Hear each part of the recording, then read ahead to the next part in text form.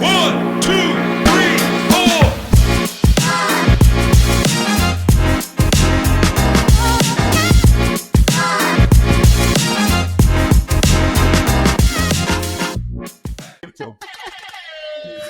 Fucking worst thing anybody could have given us was that button. Well, you know what? You got to go ahead and give him a shout out. You know, because this. I thought That's you all. brought this. That's my brother.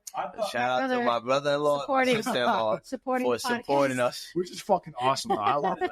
That means they listen to us because they That's know the fact that we always go pow, pow, pow, pow with our mouth. And they're like, nah, there's a better way. And they send this.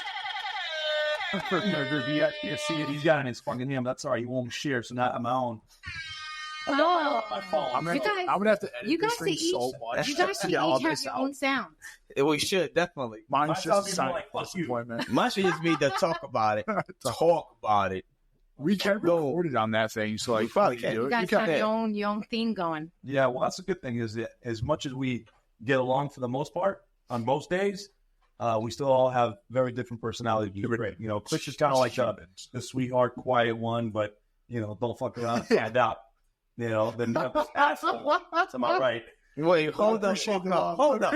So Chris is the saint and I'm the asshole? Yes. What Yeah. the fuck is happening? Your wife That is is here. true. You I'm guys getting balance attacked. each She other goes, out. that's true. Yeah. See, How am I getting attacked? so now the best part that just happened was that usually I got people shitting on me because I'm being an asshole to Angel, but they don't know that he's actually being an asshole to me. And now the middleman here. That is such saying, bullshit. This is true. He's I'm the pretty one sure if I we want. had Megan here, it would be Megan and me against you right now. But I get what's happening. It's cool. So It's this cool. is Your It's wife cool. against you now? Yeah, that's like, it's cool. All It's right, cool. so if Megan was here, she'd be shitting on me. That's all right. That's what I'm saying. all right. Fair enough. That's like, and if Chris's wife was here, Jen, Like, what- she what would be she- talking what shit she- about Chris. Yeah, she would definitely be. Chris. Hey, that's the thing about when you No, that's funny is Hey, Chris is actually pretty good at that. Oh, yeah. my wife fucking hates it. Yes, she Yeah, does. I can't wait for her to hear this episode because she's gonna do that and just hit stop and probably never listen again. Like, nope. Jen will be skipping episode. What is it? 8, 9? Nine. She'll be skipping episode 9. After I am so excited. You know, I am so excited because we finally have our first guest. We talked about it. We began Wait, time out. Not our Our first first guest. guest. No. Our first female guest. First female guest. Our first female guest. We've been getting a lot of DMs and messages, emails saying, "Hey, this is great. You guys are doing a really good job." But son, those DMs. we do not have I can now any say female that. perspective. What's going on? So we do have. We have a few in the queue right now. Some awesome guests coming up in the near future. But in the meantime, we wanted to get somebody who's going to be able to just come down the stairs And talk about it. and talk about it. Talk about. The cool part is she's been Talk around for about it. all of our shit. She's been here for all three of us. Yeah. We've all been together now for over 8 And years. she doesn't judge. Nope. No, I'm a Still not. lets us And she come makes over. some I'm dope ass non-judgmental. spaghetti. You're not allowed to talk. We gotta have somebody introduce you. All We gotta right. have I'm not going to introduce Oh, you. I know it's definitely got You should be the one introducing me. What am I going to say? Hi guys. She is calling me an asshole. What am I going to say? You think I'm going to introduce her? No. You guys should introduce her. I didn't call you an asshole. I You agree with agreed. the fact that you can act like an asshole. It's not a freaking act, okay? This is just who I am. Okay, It's not an act. there you go. Let's keep this rated. It's not an act. This is who I am, all right? 17. That's all I'm saying. All right. But yeah, like you said, we have a lot of females reaching out to us on our DMs, asking us to have a female Not in a on the bad way. podcast because they want to hear a female's perspective. And I asked the wife a while back if she wanted to be on an episode, and as always, A chance. she has always supported everything I've done to a fault, because sometimes I need her to say no, but she says yes, and I go through with it. Point in case would be my music stuff. I was like, yo, should I do music? Yeah, you should do music. You're really good at it. I was like, all right. Here I am, a full-blown rapper at one point. We all seem to feel like that. out there. we got pretty lucky. You know, our significant others are pretty like supportive. Yeah. Even when I just got back from Vegas and Oh, did you? I lose $1 the first day, Oh, sweet Oh Jesus. my God, really? $3 the second day, We're gonna need gambling. $3 the second day. So now I'm up to $3 on the second day, and I'm like, you know what? I don't ever do this, and now I feel like shit, and I need to get out of here. She's like, listen, we don't ever get to gamble. You're not a big gambler, and obviously you've had some bad luck. that's fine. You can take out another 1,000, just, try to make it last the rest of the day because we're leaving. I'm like, what fucking wife is going to tell you to blow 4 G's at the casino? Pretty sure my head would bounce repeatedly off of the table.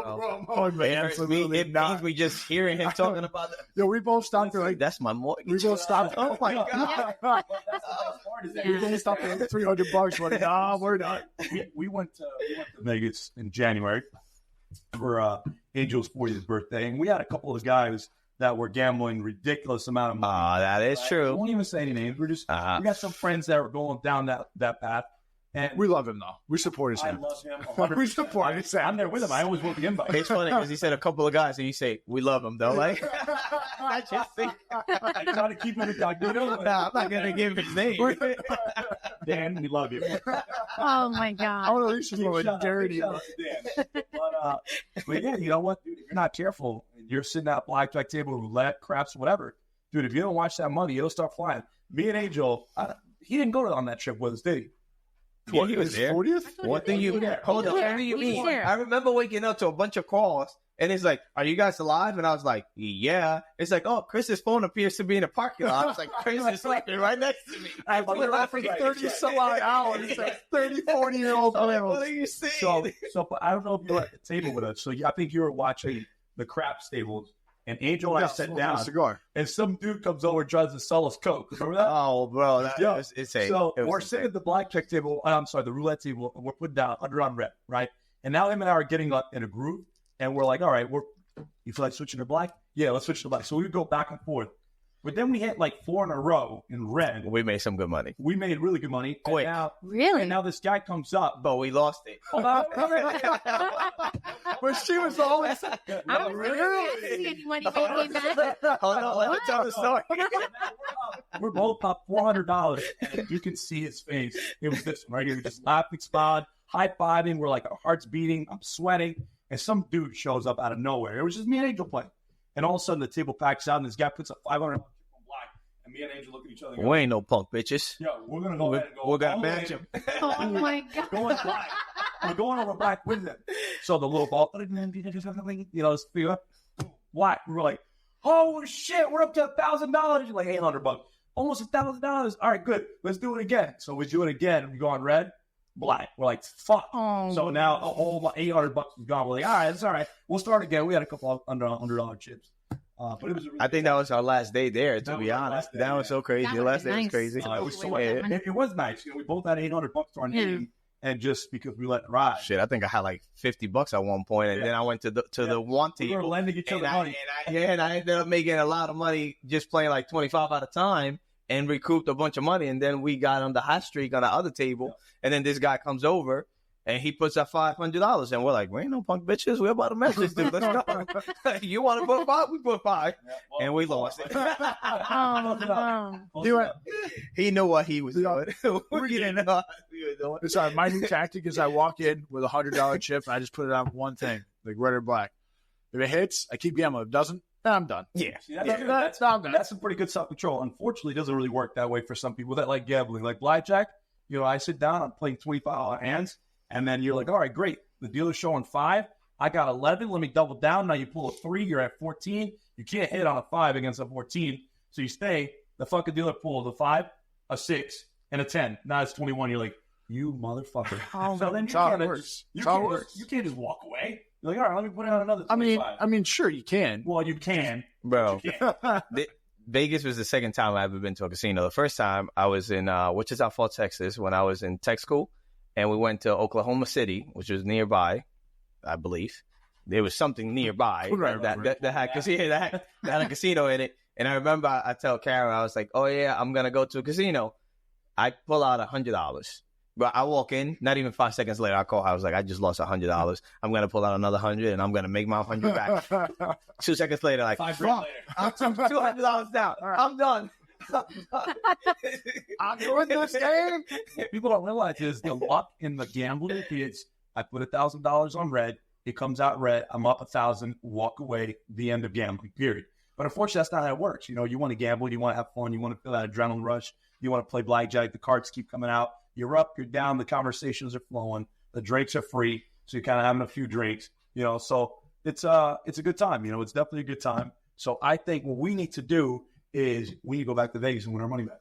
Well, I think even to tie that into the whole, podcast theme we have of mental health, we took that with what, 8 guys? Yeah. We took it as, we went out. Yes, we gambled. Yes, we went out to a club one night. We enjoyed just to get away. Yes, it was for Angel's birthday and Dan's birthday, but we just separated ourselves from, any worry. The wives took care of the kids, thankfully, and we all got to just completely unwind, hang out, decompress. We joked, we talked, and that's one of the things. Now we have those stories of, remember this at the table. Remember we just did, like, how much did you guys just laugh telling that story?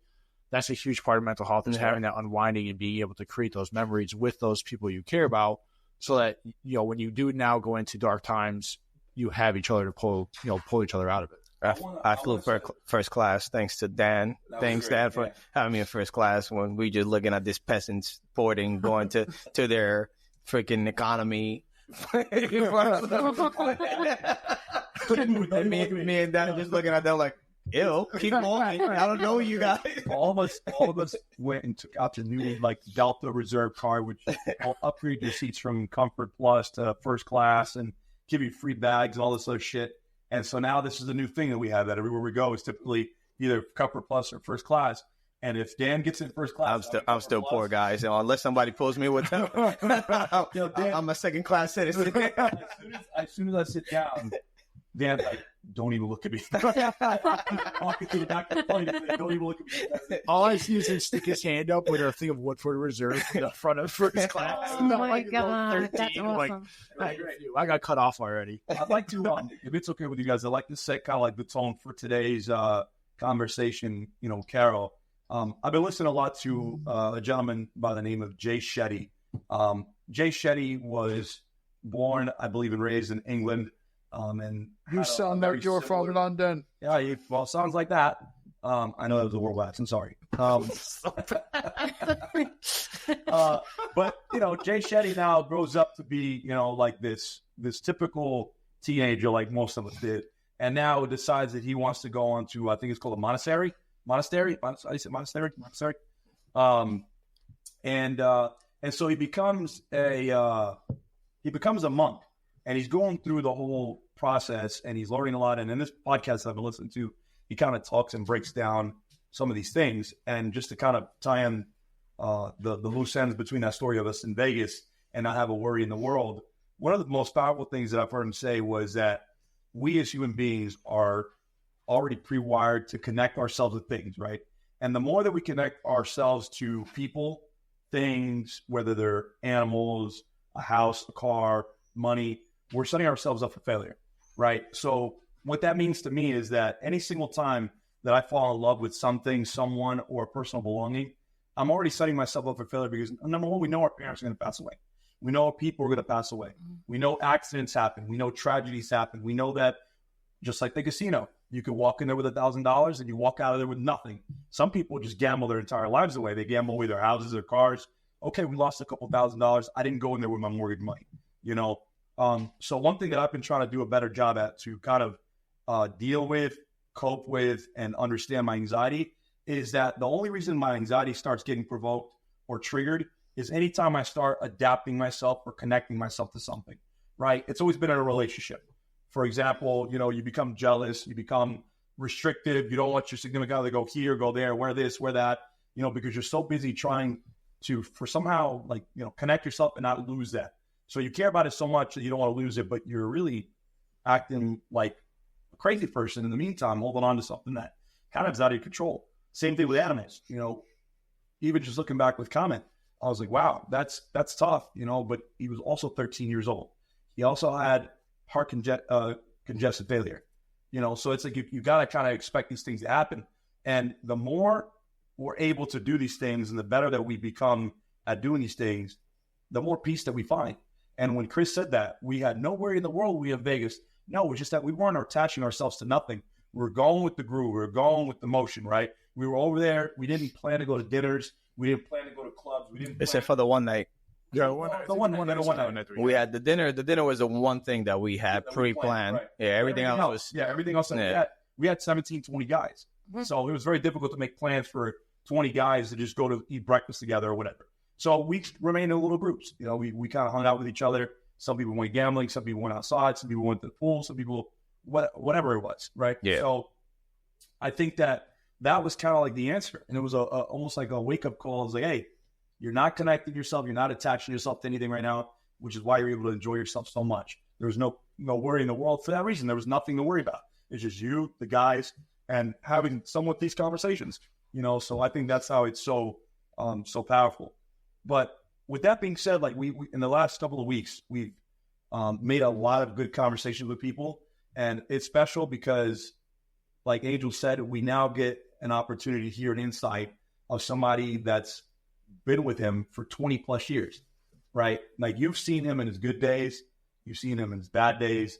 You guys have kids together, you have a home together, you have cars. There's a lot of challenges that go into the things that we've been talking about with marital stuff and children and finances, religion. One of the things that I would love to hear from you, really as much as you want to share, is how did you handle some of those challenges of, for example, transitions from him going from the civilian world to being now in the military, from being deployed to coming back, to having children, to having to be with the children by yourself while he was off fighting for our country, you know, and doing what he had to do in his duties in the military. He said duties.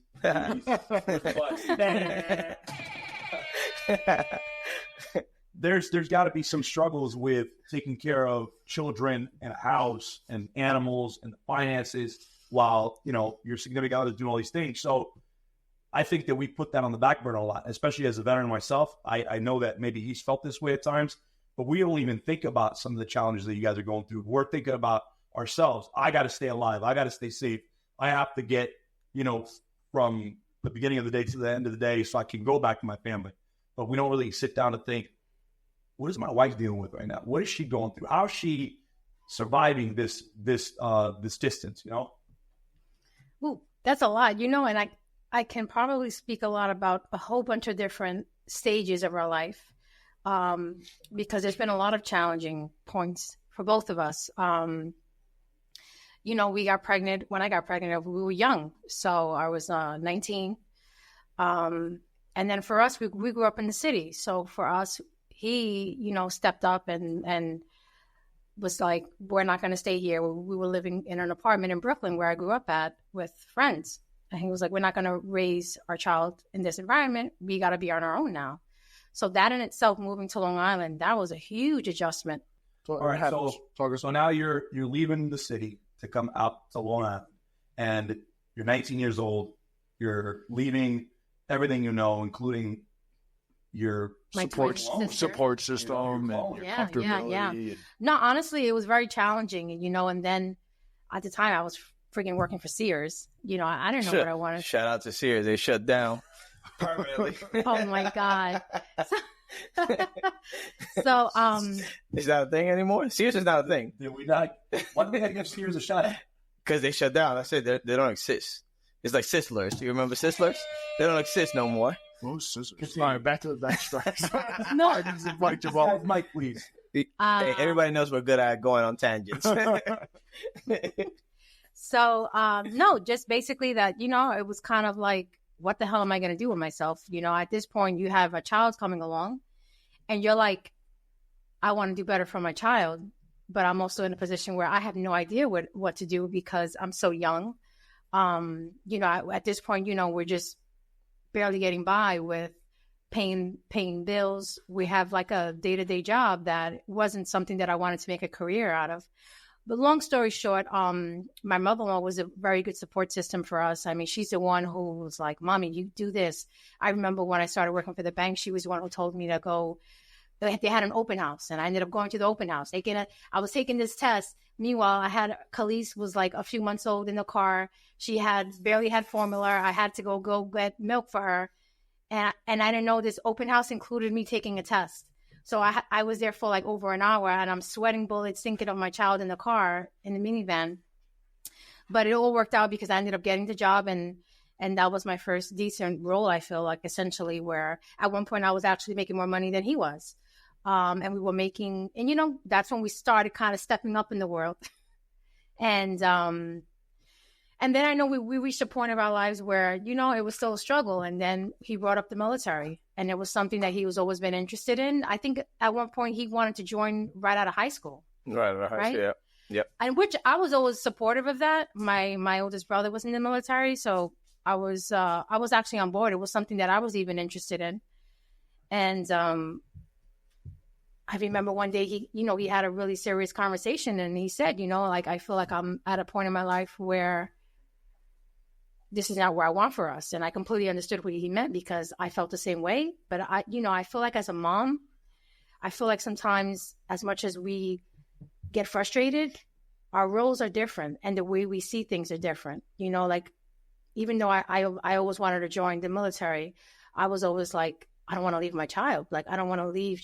You know, at the end of the day, I think the mother is more in tune emotionally when it comes to your children in a different way. Not saying that fathers aren't, but it's just a different connection. And I was like, you know, I can't just walk away from my child, you know? So when he brought that up, I said, listen, I completely get it, because I feel it. And I think we wanted more. We just didn't know what that more was or how to get to it, you know? So I was on board, and he joined, and in a weird way, you know, it was so hard. I remember when he left, you know, when you brought up, Matt, about making these connecting ourselves, it was so challenging, because, like, he was all I knew, in a sense, besides, you know, my sister. Like, at this point, we got a few years. Khalees was about 6 years old, 5.5, 6. So we were living on the islands for that time, about 6 years. And I felt like I was completely lost without him, because everything, we were always together. We were always doing something. When I came home from work, we were together with Khalees. And I remember at one point, I wouldn't even want to go home. I would come out of work, go home. And I remember when I might get emotional. I like it. Yeah. Emotions are good. Yeah. You know, we talk about it. It happens. Chris has cried a little bit on the show himself. I think we've all shed some tears, so but that's good. I think people, you know, hearing that, and it's something, again, we've talked about, people hearing that raw emotion in hearing your story. And obviously you're not the only wife that's gone through this scenario. Yeah. You opening up and being able to talk about it may be what a lot of other people, even men, may need to hear. You know, that vulnerability aspect of just life in general. In the last couple of weeks, I've heard numerous women say, obviously in a different tone, it's sexy when men cry. But, you know, being on a more serious note, I challenge every woman listening to this podcast, hey, talk to your significant others. Let them know that it's okay to be vulnerable with them. Yeah. You know, because I've heard a lot of women say that it's good for their husbands and whatever to be vulnerable, but then in a setting where you're fighting with your significant other, don't be a fucking bitch, man up. I've heard that too. So it's like, hey, how about we set that foundation that, hey, it's okay if you're a man and you cry. It's okay for your children to cry. It's okay for the wife. I mean, listen, we're all strong to a certain degree, and then our emotions take over. Like we said earlier, we have an attachment to people. We have an attachment to things, especially our children. You know, there's no way in hell that you're not going to be emotional telling a story that's like, hey, damn, I don't even remember like feeling that until I just started speaking those words now. Honestly, I wasn't expecting that, to be honest. It's the story of us. I like it. But just so you guys know, I took that serious. You see, I didn't make no jokes. I was quiet. Listen, I took it serious. You guys say I joke. Listen, I took that very serious. I wanted to laugh, but I didn't. All right, just so you know. She said beat the shit out of you. I was laughing inside. That's all I'm gonna say. So going back to my story, yeah, I'm not expecting the emotions to come out, honestly, but I remember specifically, you know, right before he was leaving, I tried to get everything he likes, and one of the things I got him was Captain Crunch, the plain real one. Still love it. Till this day. So I remember getting home. I remember being in the house, and I saw the Captain Crunch, and I just start bawling because he didn't get to eat it, or finish it at least, rather. And I was like, I can't be home. I took Khalees, and I was constantly at my mother-in-law's house. I couldn't be in the house alone because it was just a constant reminder of me. Aw, so sweet. Yeah, yeah, you know, it was very challenging at that point. And then, I mean, And then you didn't hear from him for like a few weeks. You know, then I was writing to him every day. I would write a letter every night. I did get How letters often every do night. you get a lot of those, or do they ever so not the show first, up? I would say the first week you don't get the letters because it takes a few days. But once the letters started coming in, they were It's coming like in a every day. paycheck. It's a backfeed. Which is it's the craziest thing though, because there were a lot of people there that didn't receive many letters, and it's sad because that's the only way we had to communicate at the time. Well, it's You- always that you makes get- you feel human. It Like, makes you you feel get- contact back or connected back. I mean, remember he had somebody that you asked me, and I wrote a letter to him Yeah, twice because they he didn't get anything. any But I letters. think Sure, he felt that so made it- uncomfortable. absolute fucking change in everything. He felt super uncomfortable. He didn't want to write back, and I felt bad because I was open to writing to him, just talking about casual stuff. But I don't But think he it felt was- comfortable, and he never. We used to get our phones like once a week on a Sunday, and it was like a 10-15 minute call. Mm-hmm. So like the only way to communicate throughout the week was with letters. Like the old school days. I don't know that they still do that. They probably still do it. I'm talking about 15 years later. I went to basic training in 2010. Yeah. So And we didn't even have FaceTime. No, It no was just FaceTime. calling There on was- speaker. you yeah. know? And that's when the tradition, which I love, that's when we started going to my mother-in-law's house every Sunday. Every Sunday. because we all wanted to speak to him, obviously, So I didn't, so we made sure to all be together when he called, and we all got a few minutes, and that was hard. You get a little taste of it and stuff as well. So it seems like a lot, like the two of you almost have one of the same ways of dealing with when you start to get like anxious or sad, which is staying busy. Like you would leave here, Yes, you go to I your mom, would. your mother-in-law, I would. spending I time was with them, never- staying I out of the was barely house, home. keeping the mind going, which I you, couldn't. something that you said as well. Yeah. You stay busy whenever you're having these. You're like, no, I just keep my mind occupied. I just keep going. I keep going. I keep going. That's it. Until it goes away. You know, what do you think that is? 'Cause I think for a lot of us, we don't even recognize, we don't even realize that we're doing that. I did recognize it, You did actually. recognize it, I did okay. recognize it. To me, it's a coping mechanism. And I sometimes, even now, I still can get that way. And honestly, it got even more, it became even more harder for me and challenging when he deployed. Because at that point, in his second deployment, I had all 3 kids. Well, had our three- first three of our deployment, it girls. was challenging all on its own because we had just bought a house. We bought a house in February, and I deployed in August in 2012. So now we have 2 kids at the time. And we had just bought the house. Just bought I the just house. had just gotten a car because I wanted to have a more reliable car. Right.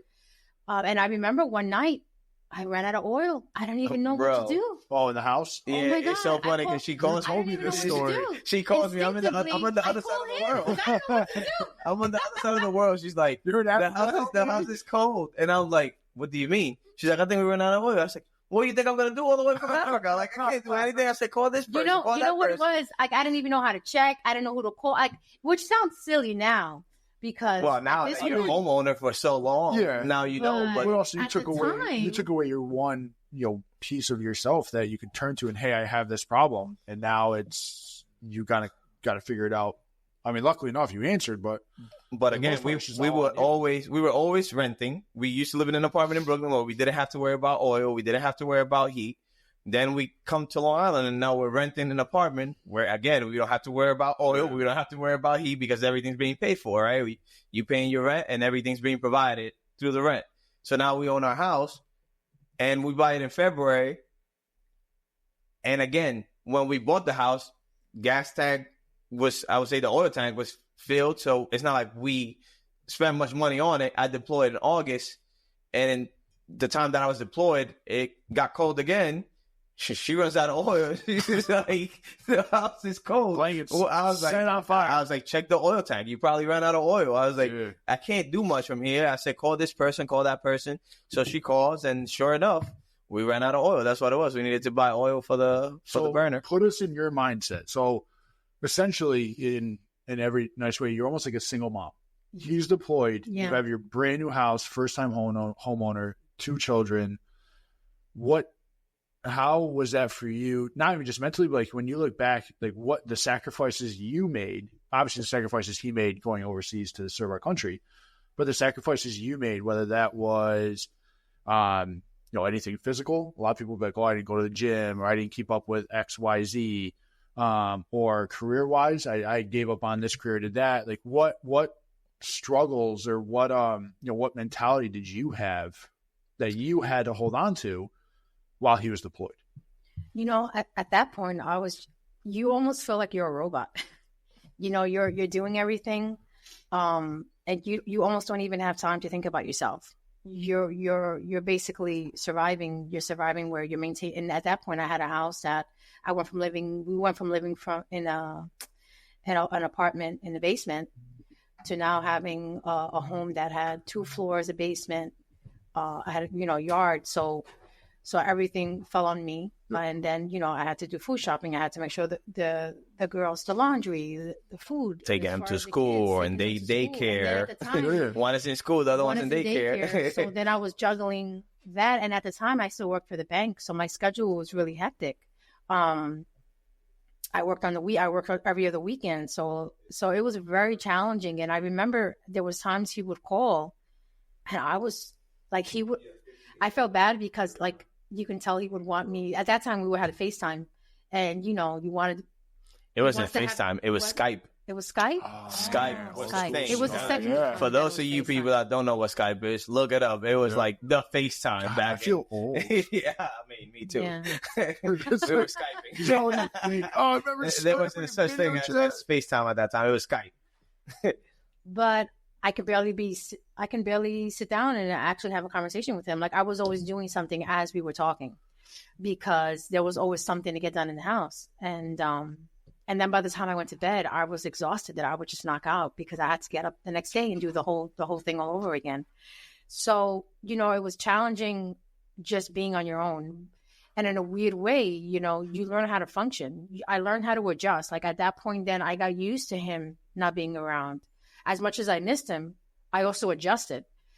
Because the first time when he first went away, it was funny because it was like one of the toughest times, not saying that any of the others wasn't, but it was so hard for me to adjust. So by the time he went to his deployment, but prior to, mentally, I was kind of preparing myself, although there's only so much you can prepare. You still get emotional, especially at night when you lay down. What were some of those thoughts? Like, what do you think some of those thoughts were, that were kind of scaring you and making you a little bit scared, Like, did you ever think maybe he won't come home? You think maybe there's always these different scenarios. You see TV and you see these movies and you see all these situations where they come back different, where there's a disconnect or something. And funny enough, when he came back, we had issues when he came back. And, and the weirdly, hearing his perspective, I know in the podcast prior, he mentioned, feeling very like alone, like he didn't want to do anything. But from my perspective, he's coming home. And I'm thinking, he's coming home. This should be his safe space. He should be happy. He's back home. We should get back and, see the family, see the friends. And then sure enough, I remember there was an incident where we had a get together. A good friend of mine, one of my best friends, her sister has some kind of bridal shower or something like that. I was super excited to go out because I hadn't been out in months. We go out. And I'm not a big drinker, as you guys know. And if by that time, I think I would only drink a few beers because I wasn't that much into alcohol. And I remember being all excited. We were out together. And my girl, she's like, yo, Carol, let's have some cranberry and what was it, vodka? I was like, yeah, girl, give me that. I'm like having a good time. And sure enough, he's like, cranberry and vodka. Since when do you drink cranberry and vodka? And I'm like, bro, I lost my shit. It's so crazy. Like now that she's saying that story, it's crazy. I go, because I didn't even think about it at that time. I go, what do you mean? I'm having a good time. Like, we're out. I'm enjoying us having a date night. And he got upset. Back on the fucking table. Don't listen to Matthias. And I got so upset. Smash the table all you want. She'll throw shit in your No, I'm good. All right. So I remember we got into it that night. And I remember going home. The event was, I think, in Brooklyn. And we drove home and I was so pissed. Because to me, from my perspective, I was like, you asshole. I'm here this entire time holding down everything. And then I'm looking forward to going out and you're giving me attitude. And of course, first thing in my mind, what the hell are you doing that you're so subconscious about me having a drink that's different? Because he's like, what were you doing while I was away? I'm like, what the fuck were you doing? Like, I'm here trying to enjoy my night with you. And you just totally ruined it. And it was, I remember it was probably a good week or so because when I get mad, I tend to just kind of shut down and I close up. And I remember at the time we had like 3 bedrooms in the apartment, and I went to I didn't even want to sleep in the same room. He came and I remember he apologized, and I was like, I did. You apologized? Oh my god! Yeah. he did, I did. yeah. He knew he was wrong. He knew he was wrong. He came. There were all three of us. Yeah, what? Even me? I did. came. God damn, that's something new. I really want to smash. Yeah, I was gone for 6 months. It's like being locked up for 6 months. Do whatever you can at that point. He did. He came. I don't think I was that open to it at that moment because I was so hurt by it. But I remember, and then even after that, it was challenging because he was a little different. He was more closed off, and like I said, then it's kind of hurtful because as the wife, or at the time, I don't think we were married yet, but you expect him to kind of just come back and kind of just Dive right in. yeah, like, to be comfortable, like I said, you feel like it's a safe space. Like, I'm like, if he can't have that coming home, what am I doing wrong? Like, that's something, what is it that's different that you're coming home feeling this way, where you're anxious, where you don't want to do anything. Like, even with the kids, like I'm thinking that, you being in home with our children, that you should be good. And it wasn't the case. So then, it's challenging because then it's almost like it eats at your insecurity as a woman, as a mother, as everything in all different scenarios, and you tend to adjust. It's like weird. Like with everything we go through, you adjust. And for me, I'm always a type of person. Like I've always been an independent woman. Like I've always tried to. Like I know we started off young, which I think makes it more challenging, because we relied a lot on each other. In a sense, we grew up together. Like we grew up, we had our tough times, but we were able to always overcome that and kind of balance each other out. And there was times that I thought that we were not going to make it, quite a few times. But for some reason, we did. We were able to work enough for some reason. We really do, I think, love each other, and we love our family. And I think that is what allowed us to overcome a lot of our stages that were very challenging, because on the second deployment, it was even worse when he came back. And I remember before he was going, we actually had a conversation, and we were kind of talking back on his first deployment, and we didn't want to have these issues again. And I remember him even asking me, "Oh, please I hope you can be patient with me." And I'm like, "Okay, I'm going to try to be patient." But no matter how you say that, at this point, I had 3 kids now that I was in charge of. I was go, go, go. It was so much for me. And I remember when he came back, he surprised me. It was on my birthday. He came a week earlier. I was like, surprise, motherfucker. Small fries, motherfucker. Hard eyes, motherfucker. He came back on my birthday. Why are you with him?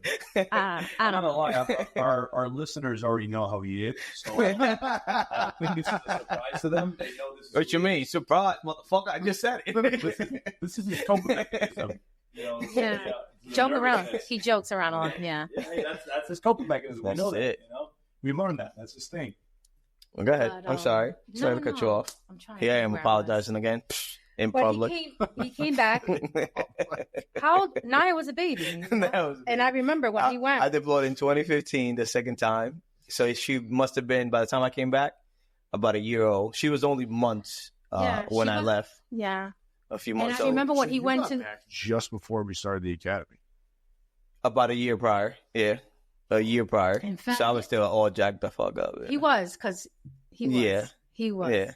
But I remember, this is what stuck with me when he came home that night. Well, the next morning, when you have little kids, in the morning you get woken up by their sounds. They're like, goo goo gaga, laughing or whatever it was.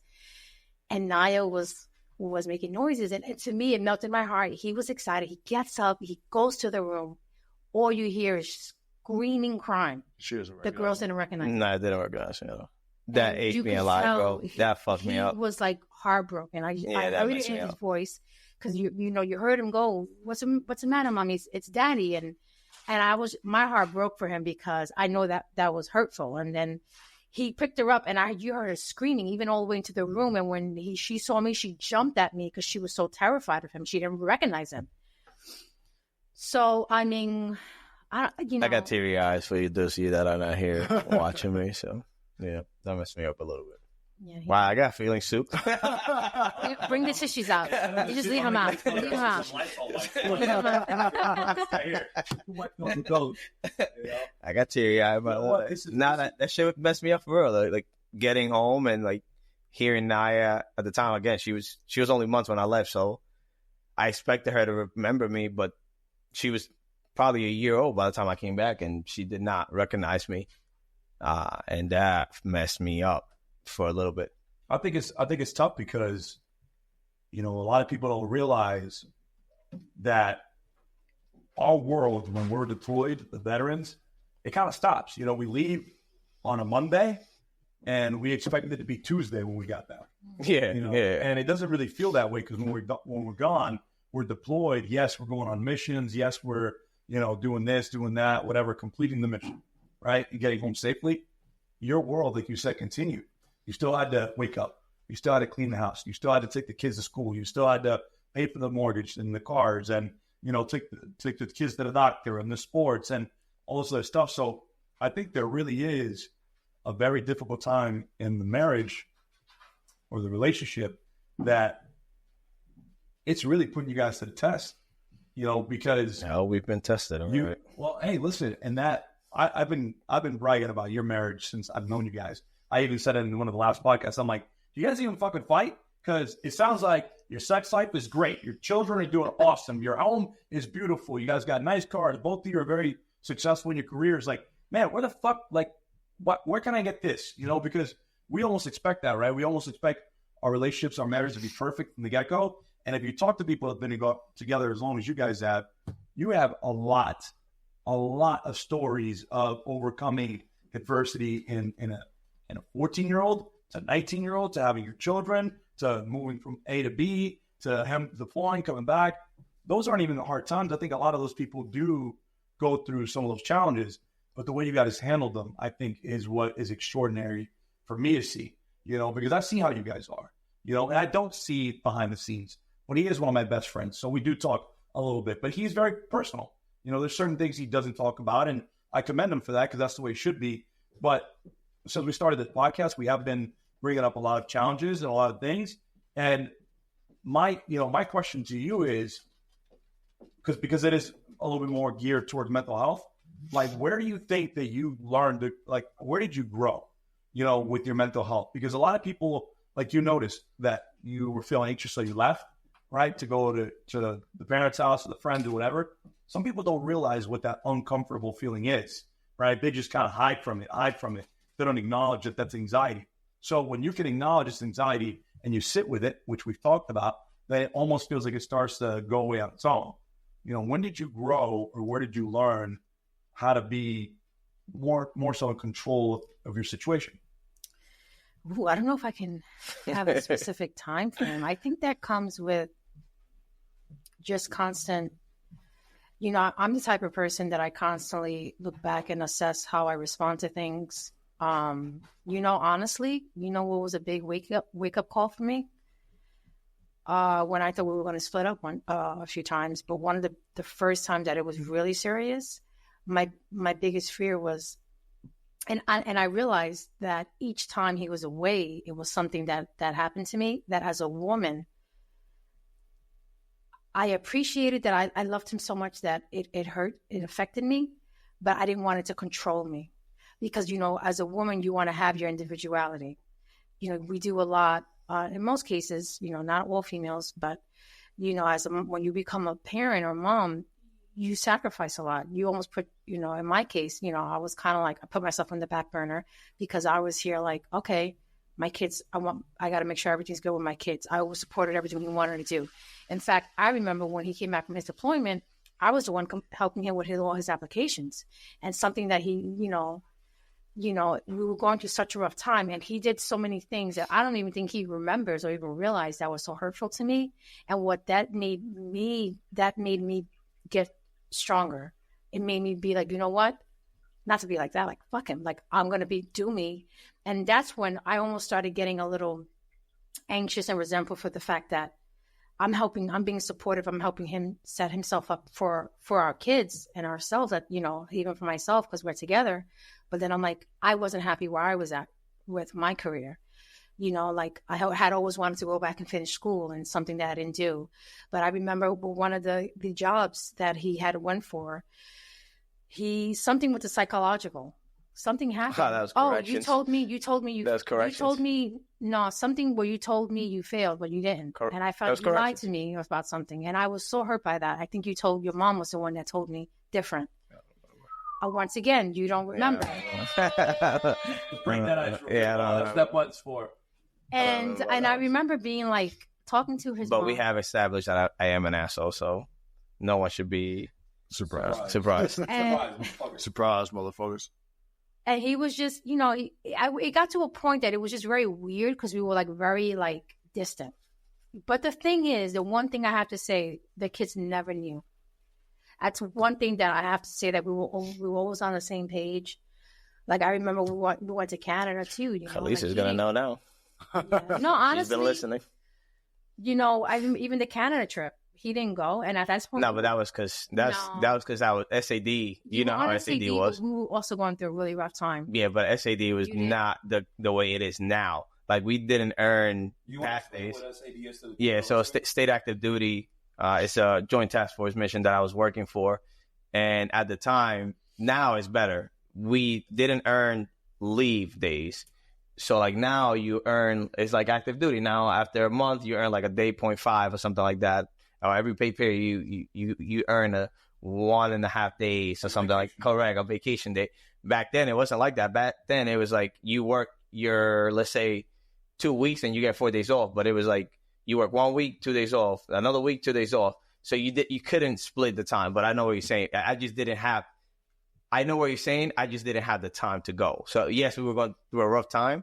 I just didn't have the time, and they could fire you for anything on that mission at that time because of the leadership. That mission has gone through a lot of changes throughout the years, and every leader that comes in wants to make their own changes, and it has gotten way better now.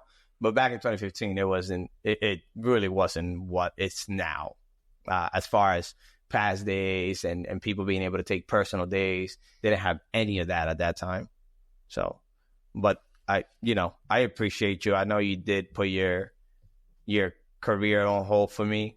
But I mean, everything worked out. Everything works out. Like, you know, one thing with that, even though at the time, you know, it was building up where I was getting anxious. Like, I'm like, what am I going to do? Because especially when I was happy for him, he had his military career already established. He got into Suffolk PD. I was like super supportive with that because he wanted to have a backup, because SAD was something where you could make a career out of it, but it's not what he wanted. So, and I understood why for many reasons. So, you know, I've always been supportive in everything that he's wanted. And then when it came to me, like I was almost like lost. I was like, I don't know what I want to do. I just know I want to do something more than what I was doing. Wasn't it until almost like recently you really started to put yourself first, you know, I mean, I think the big first step for me was going back to school and finishing my degree. And then yeah, it's fucking awesome. Well, yeah, congratulations. Okay, yeah. Hey, listen, at the end of the day, she did put her career on pause for us. I would say me and the kids, mostly for me because I was always gone. And even when I was on state active duty, I was still gone. I would leave I would say 5 a.m. and wouldn't come back to like 6, 7 in the freaking night. So I was almost never here. I was here, but I was really not here. So she has always been the one. And every time we got a storm, we Yeah. just had to go. I had to shovel the yard. Yeah, I had to shovel everything. But there was so many different scenarios where I was like a single mom. Do you feel like it's similar with the police life? You know, it's so funny because I feel like, and I've said this to a few people, he's around more than ever. Even though we have opposite schedules, he was never around to help with the kids. And when he was home, he was exhausted. He was exhausted because he had to get up super early to drive all over. Because when he was on SAD, one day he's upstate, the next day he's God in. damn, I sound like I should have been paying child support. What is it? For Hamilton. I don't know. He was all over the place. I mean, I can tell you all about that. You might owe a little bit more than you think.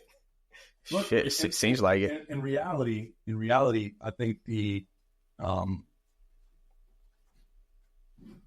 I don't even know how to say, like, the scope of the story really is overcoming the adversities and the military, the police, but I think more so like just in your years of being together since you were 14 years old. You know, like I think that a lot of people have so many different partners that they switch around at the time they're 14 till the time they're 40 because the person that they're with isn't who they really want them to be.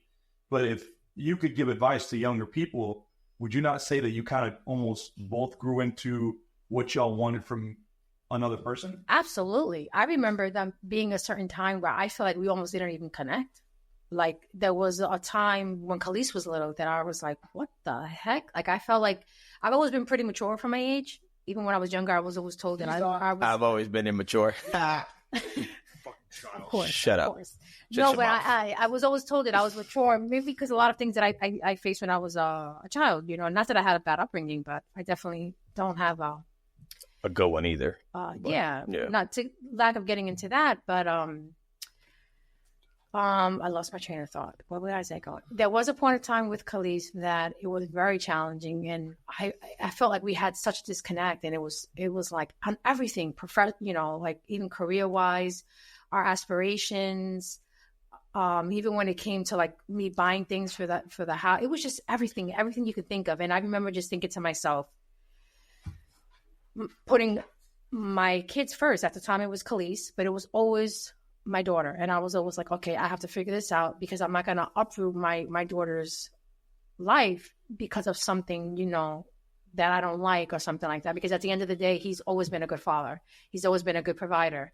So for me, you know, there was one Make his point- head even fucking bigger. Shut your He's giving himself a pat on the back, just so you guys know. I've always said that. I even said it he's on the always been a podcast. good- You guys are He is a both great parents. dad. I know. He is an You amazing know, dad. you guys are both very good parents. You know, I think these kids You know, you try, but you know, it should be was happy. It's challenges. it's very challenging. I Yeah. mean, I All right. I will just fast forward now to now, right? Now you went back to school. You are doing or you are studying for something that you want to do. You went and finished your degree. You finished your bachelor's. Now you have, which I paid for, by the way, guys. That was paid the back. GI Bill paid for it. My Well, mental health but she- paid for that. But she paid for it on the back end. 1,000%. Right behind the curtain. No, she paid for it ahead of time. Yep. Is what the thing is. Right. I just paid back whatever Yeah, she yeah. had already done. But now she's doing her master's degree to become a school counselor. Hey, Right. Yes. Hey, yo. And then you want to get your. Advanced mental health certification. There you go. I'm done. Health matters. Good. So you Mental talk to us health about It does, definitely. And Talk about it, baby. Talk about it. you know, there's something. I was going to say something earlier, and I lost my train of thought when you so rudely interrupted me. I And remember exactly I what tend to you do- were saying. I tend to You do were that. saying that at the time, you guys were so disconnected that ... yeah, no, but there was something that happened that has You always remember stuck that, with but me. you Hold fucking up. Shut up. She's gonna fucking. No, it was something. Chris, man.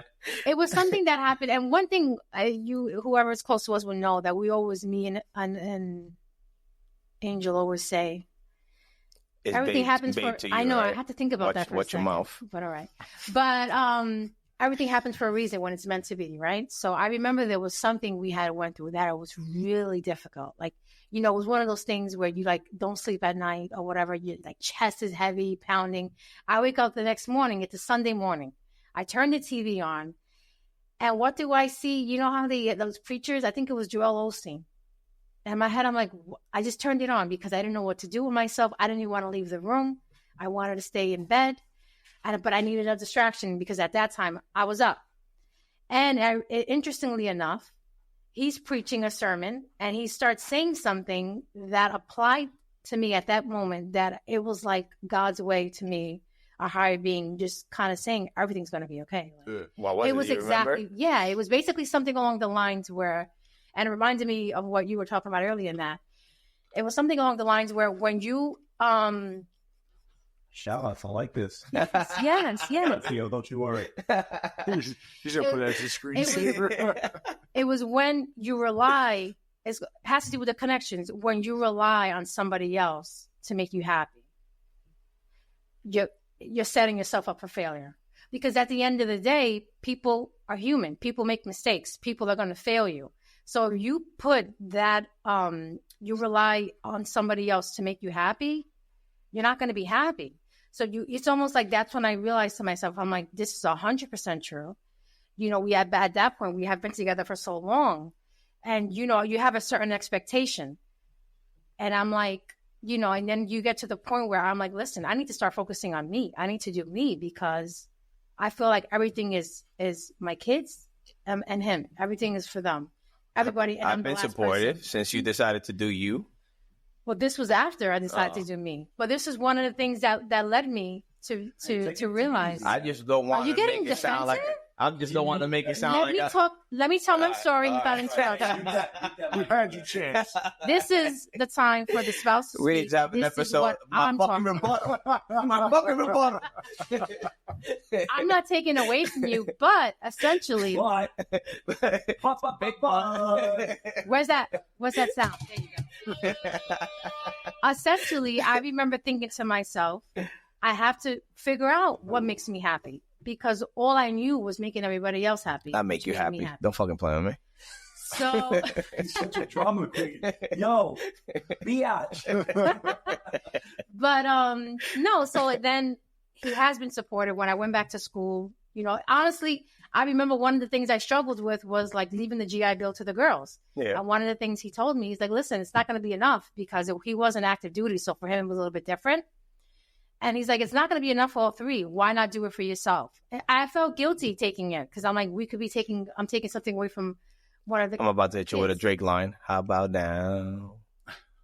I don't understand. You don't feel guilty, right? No, I don't. All right. I don't. Why? Because their school's paid for, right? They're good. Yeah, well, and then Girls are also, good. you know, There you I go. think it was good for them to see that because That's it. when I got back and even now, just them seeing what I'm doing and some seeing it, and I want them to become young women and a woman. And I tell them, I want you guys to be independent. You want to have a solid foundation with your significant other, but I want you to be set up for yourself. Yep. You know, mommy, they see how challenging it is. I come home and then sometimes they don't see me until the next day, but they understand that mommy's doing something to better myself. And in essence, it betters them So and us I as a wanna whole. give you a huge shout out because for the past few years you've been working full time and going to school full time. You went to school after work to finish your bachelor's. Now that your bachelor's is done, you've been going to school for your master's for like I would say the last year. You have a year left for your master's program. So I applaud you for not only working full time, being a full time mom, Thank you. being a full time wife, being a full time worker. How does that feel for Proud both of of you. You know, You guys have sex later now? for him saying that, Yeah, don't answer. It just- it happens. Don't answer. Hold on, let me hit you. Chris. Oh, I thought you were gonna do these things. Oh, man, this thing is turning wide left. Look, I just want to give you a shout out. because, number one, you're the first female, we call it Guest. guest for podcasting. Guest. Yes. You're the first Guest. female. Yeah, Just guest. guess. It's just guest. Just I'm guest. trying to give her something special. No, like That's what you're what trying to it make is, it guest. just a guest. Like it's not. Just a guest. You see what I'm doing? No, you see what we're doing. We're saying she's Yeah. the first guest. You're like podcaster, podcast. No, just first Hey, female can you guest. use that fucking mic over there, please? He's agreeing with me. No, yeah. He's agreeing with me. What the hell? I'm right. It's just a podcast, guys. I am the first female Guest. guest, but also the wife to one of you. Which guys. is why That's awesome. Which makes it even different. because Special- I'm giving you, it's a specialist one. I'm, gi- That's what I was looking for. I'm, right get, there. I'm giving a Specialist. deeper perspective Yeah. to Yeah. to your audience. Listen, I think the story you told and opening up and things like that, and like you said, being not just a random. I think we all got teary eyed at some I'm point. not gonna fucking lie. I got upset that we fucking just didn't let it flow because like I was about to start crying, and that could have been good for me. But you asked for something for me, you know, because I I, got stopped teary-eyed. I stopped pulling for tissues. I'm like, oh, Honestly, it was a good thing. I could have gone so many different ways with a lot of the stories, and there's a lot that I'm not saying. You know, we will be here for like hours. Well, the but- tough part is we only have like an hour. I mean, hour and we've been together for 15. 24 years. Yeah. We got stories for days. We do. But like I said, for me, the biggest thing, and I think even for other couples that have kids, I think to me the biggest thing is the kids do not need to know, and that's something we would fight. Not right now. The kids don't need to know right now.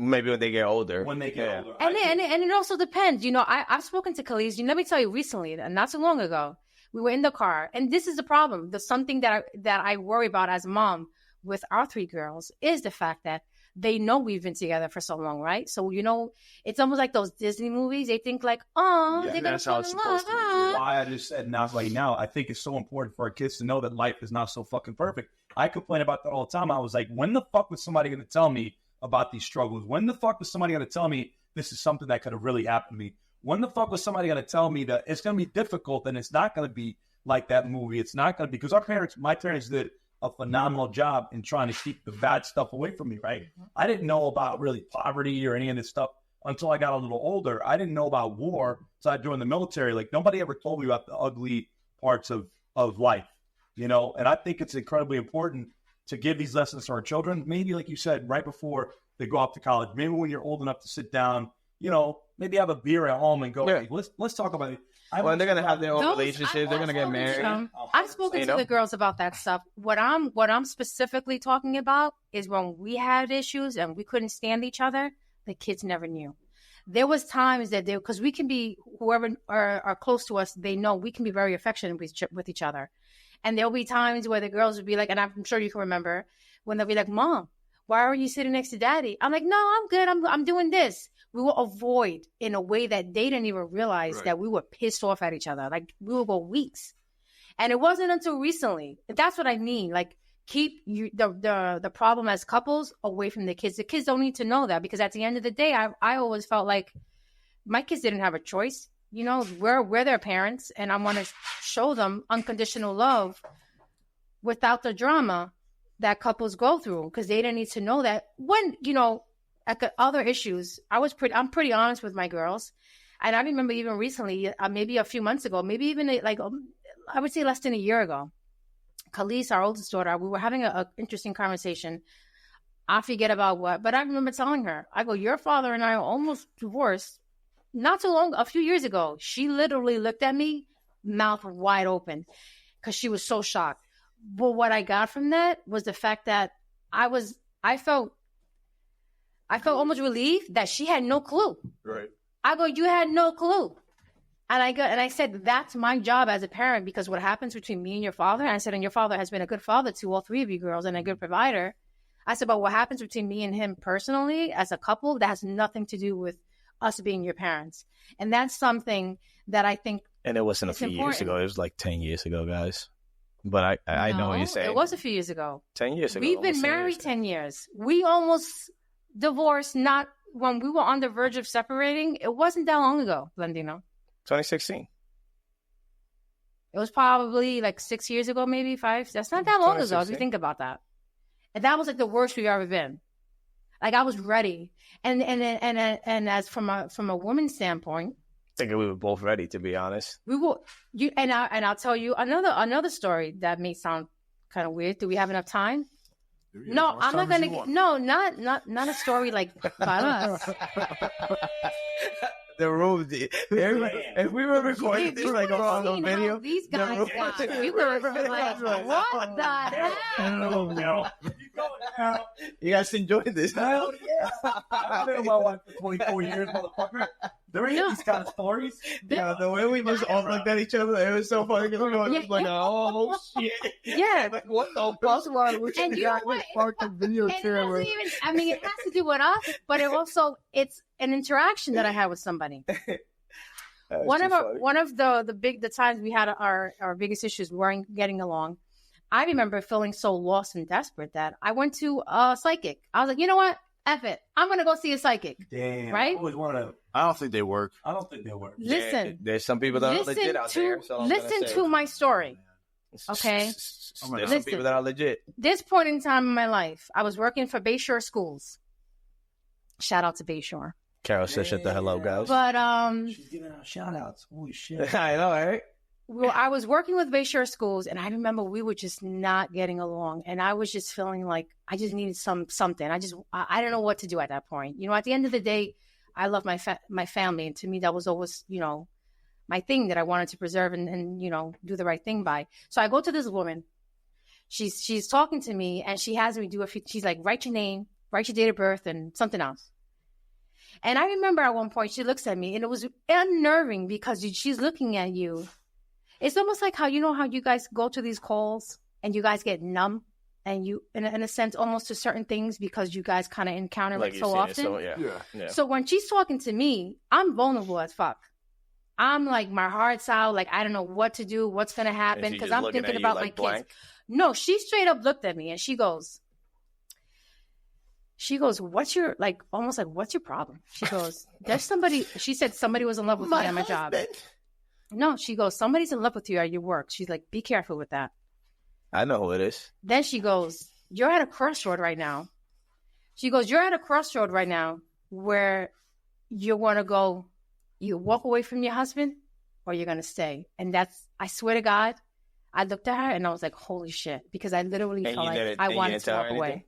anything? I was listening to her. Okay. So I'm looking at her, but she's talking to me almost like I didn't catch it at the time, but I remember feeling even more uncomfortable with her.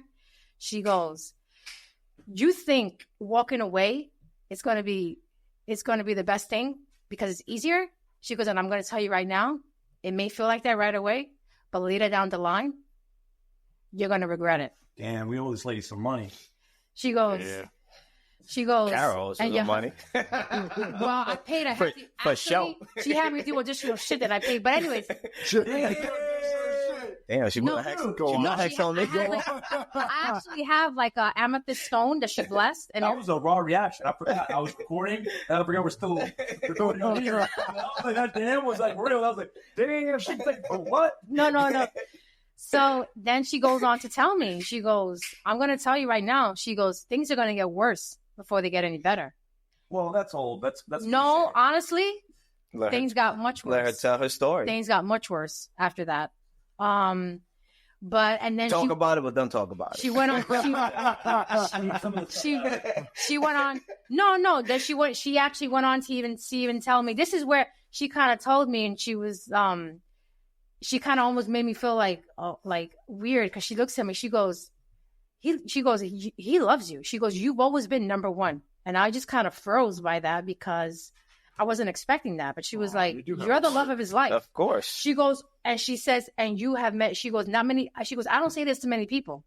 She goes, there's plenty of people who come in here and I'll tell them that person's not meant for you. You're going to meet somebody else. She goes, I'm telling you right now, you have met your soulmate. And I just stood there frozen because at that point, I didn't even know what to say to I her. think we should all hold hands. So, Everybody be quiet for 2 seconds. I hate when you tell me what to do. Chris, no, make some minutes. Hold on.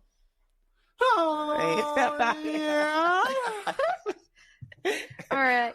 So basically, fast forward, that interaction always stuck with me because of what she said, because That's kind of creepy. it was creepy. That's why I'm not doing But it. you know what It's a made me, great conversation. I you love know it. what made me feel uncomfortable is she said it like as if, like, what the hell is your problem? Like, you got nothing going on. Meanwhile, to me, I felt like my world was falling apart. Can we get a And second? she was just so numb to it. We can get a Do second. you have this person? Do you know who it is? We have another. Yeah, I person know who that's she better. is. Do you think She's they'd come on? Do you think they'd come on and Nah, you know second what? There was They something probably like won't do taboo that. about that. Yeah, they So probably I won't don't, do that.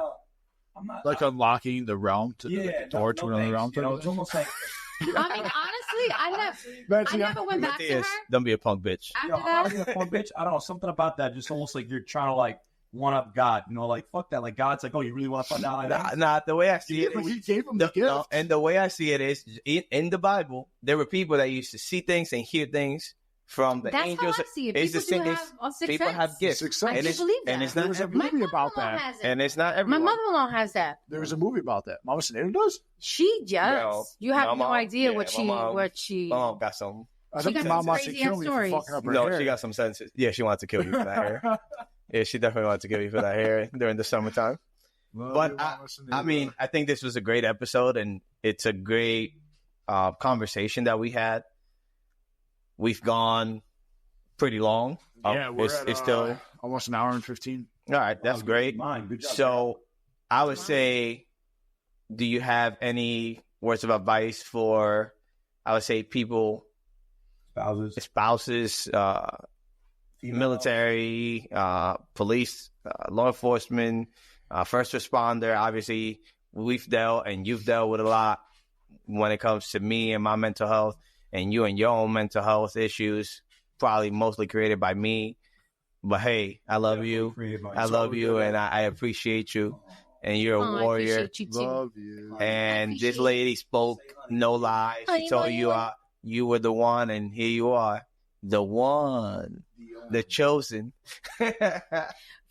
Thank you. No, I mean, I hope I was able to give some insight to other females out there and spouses or significant others. For me, I mean, I think the only thing I would say is it's really all about being patient. You definitely, you know, sometimes people are so quick to walk away or say like, F this. And at the end of the day, you know, if you really love somebody and you want to make it work, you can. You just have to figure it out. And I think you have to balance each other out. I mean, there's been plenty of times when I've been a hothead and he knows how I get. And what does he do? He kind of just gives me my space. And there's times where I see like he's having a rough time. And I've learned, okay, I got to give him his space and just having that balance. But you also have to be mindful. It's, you know, don't be so reactive. Assess, you know, what could I do different? What do I want? You know, do I want this to work? Is this, especially if you have kids, you know, at the end of the day, when you have children, it's a whole nother level of, because the impact you can have on your children. That, like the example that I gave before, when we weren't that affectionate, and then when we were affectionate, the joy on our girls' faces. There was times that we weren't good, and when they would see us together or that we would hold hands because the girls were like putting us to hold hands, they would get so happy and like say something and smile that we would look at each other and we would smile because we were like, oh my God, the difference it makes to them. And, you know, I don't want to take that away from them. I don't think it's fair to them. Granted, obviously you both have to want it. You know, there was times that I don't know that we were going to make it, but we did. And it's just, you know, sticking it out. I think communication is key. But also when you communicate, you want to have a clear head. If you're upset, walk away and come back to it when you have a clear head and try to work it out. And it's not going to work overnight. I mean, I can't tell you how many times we probably went months not okay, but it's, you know, how you respond to it and how you keep working at it. So.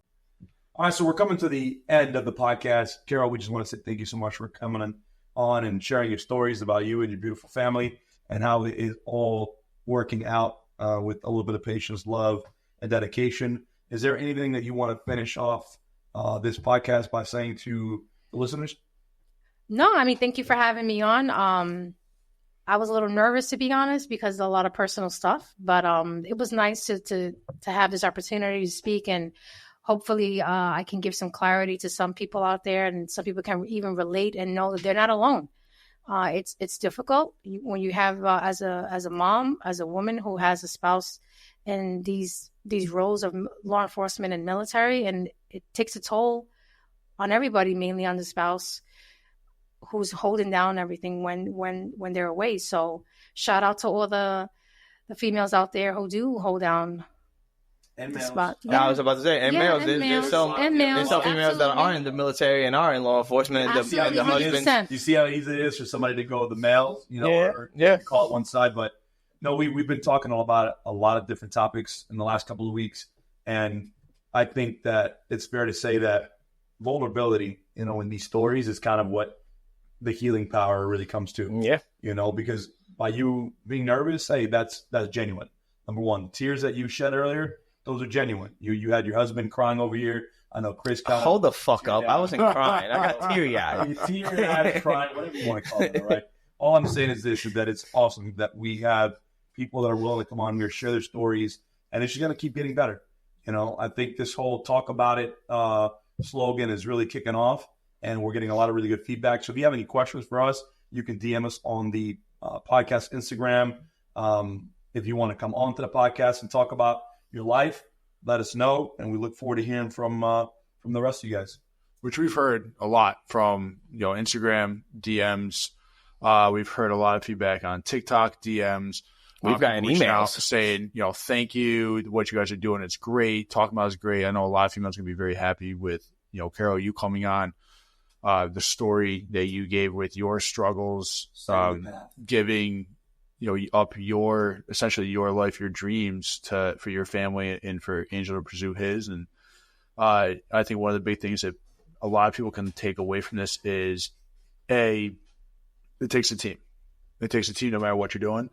You know, there are a lot of people obviously in both military and police that are single, but it doesn't mean you don't have a team with you. And your team may not always function well together. Anybody who's been on a team knows that you go through rifts, you go through issues, you got to change positions, you got to do things like that. But a good team figures that out, and that's exactly what you guys did.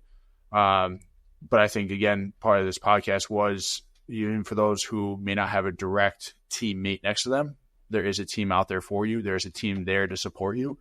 The biggest thing you can do is, you guys literally hit the nail on the head. You didn't give up. Neither one of you gave up. And that's our whole thing we're telling even to people is don't give up.